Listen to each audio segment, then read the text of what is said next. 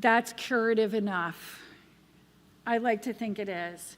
That with the power of God's presence and love, in whatever way it starts revealing itself to us in those horrible moments, we are healed a little bit, if not a lot.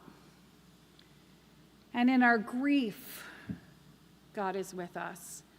We hear David's beautiful eulogy, so clearly full of pain, some guilt, some anguish, as he lifts up the death of Saul and his beloved Jonathan, and recognizes that even in this incredibly dark moment for himself and for all of Israel, that God is with them, and that the beauty of their lives, the gift of who they were, continues.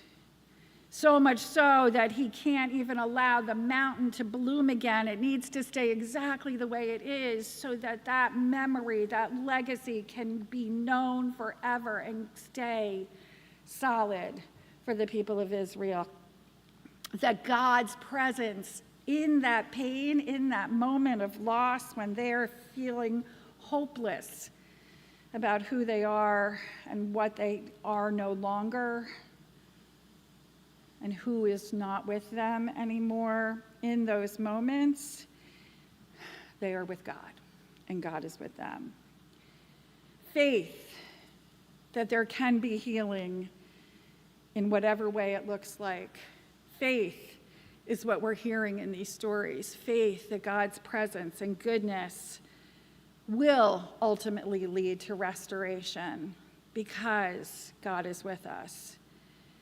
Faith that new life can happen because we are not alone. It is in these stories that we see God with us in all of the rhythms and seasons of our life, in the joyous praising that we are out of that moment, that we got through it, and in the bitter wrestling of the why questions that we need to let go of. Faith is our dance, if you will, between mourning and rejoicing, a dance that is both brutal and gorgeous. And we claim God in times of both joy and desolation because we know that God is our mission, because we know